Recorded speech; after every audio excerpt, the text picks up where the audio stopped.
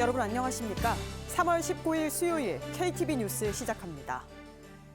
최근 서울과 수도권을 중심으로 주택 가격이 빠르게 상승하고 거래량이 크게 늘자 정부가 긴급 조치에 나섰습니다. 서울 강남과 서초, 송파, 용산구 소재 전체 아파트를 대상으로 토지 거래 허가 구역을 확대 지정하기로 했습니다. 보도에 이리나 기자입니다.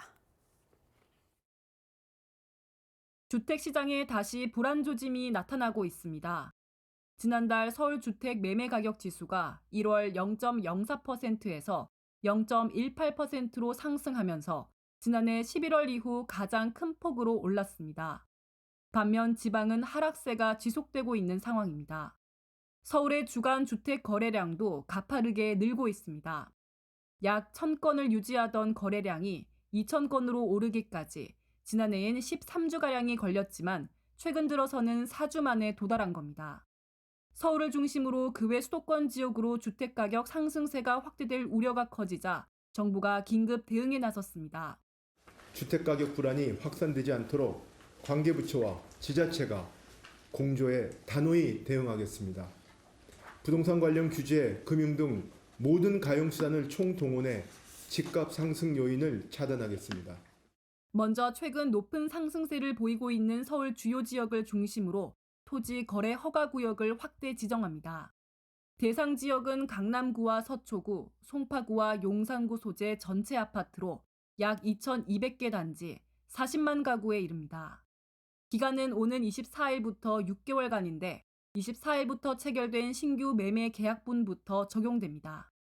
정부는 필요한 경우 토지거래 허가구역 지정 기간 연장도 적극 검토하겠다는 입장입니다. 또 시장 과열 양상이 지속될 경우 인근 자치구도 추가 지정 여부를 면밀히 검토하겠다고 밝혔습니다. 정부는 주택시장 안정을 위해 금융 규제도 더 조일 방침입니다. 주택담보대출을 포함한 가계대출 총량 관리를 강화하는데 현재 운영 중인 월별, 분기별 관리 체계에 더해 수도권을 중심으로 지역별 모니터링을 실시합니다.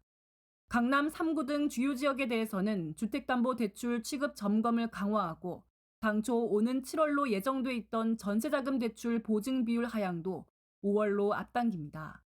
투기 소유에 의한 과열 우려가 있는 지역에 대해서는 다각적인 가계대출 관리 방안을 추가적으로 검토하여 선제적으로 대응해 나갈 계획입니다.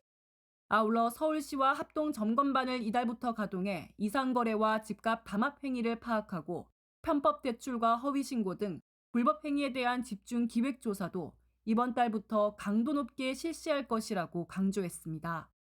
KTV 이리나입니다. 최상목 대통령 권한대행은 국정현안 관계 장관회의 등을 주재하고 최근 서울 일부 지역을 중심으로 주택가격 상승세를 보이고 있다며 관계부처가 단호히 대응하라고 강조했습니다. 특히 부동산 관련 규제, 금융 등 가용수단을 총동원해 집값 상승 요인을 차단하고 시장 질서 교란 등 투기 거래를 엄단하라고 지시했습니다. 미국 신정부 관세 정책에 대비해서도 우리 기업에 미치는 영향을 예단하기 어려운 만큼 업계와 긴밀히 소통하고 필요한 조치를 계속 마련하겠다고 말했습니다.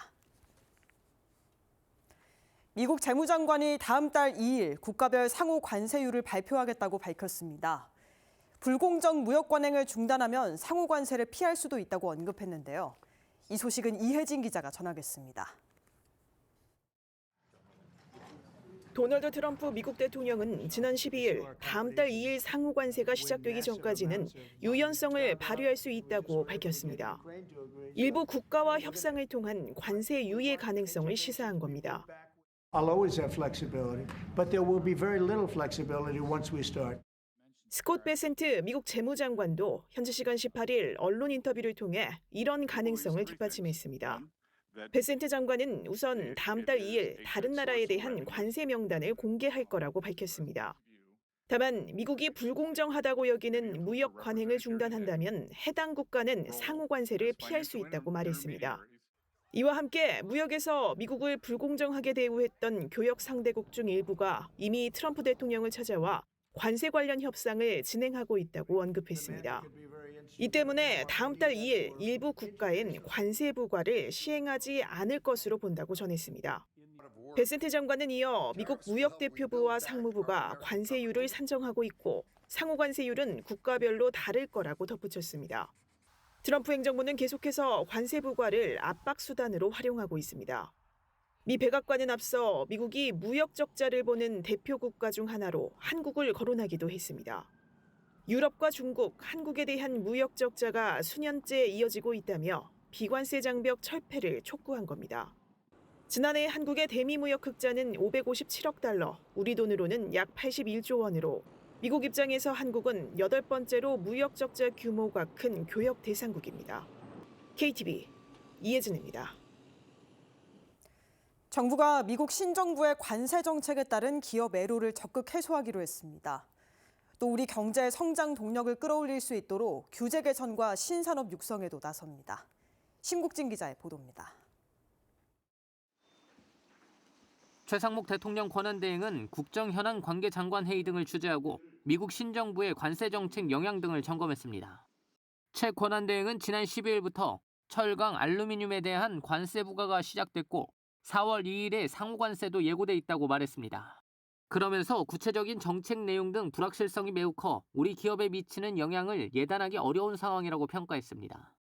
최 권한대행은 우리 경제 성장 동력을 끌어올릴 수 있도록 규제 개선과 신산업 육성의 속도를 내고 관세 정책과 관련한 기업과 긴밀한 소통을 하겠다고 강조했습니다.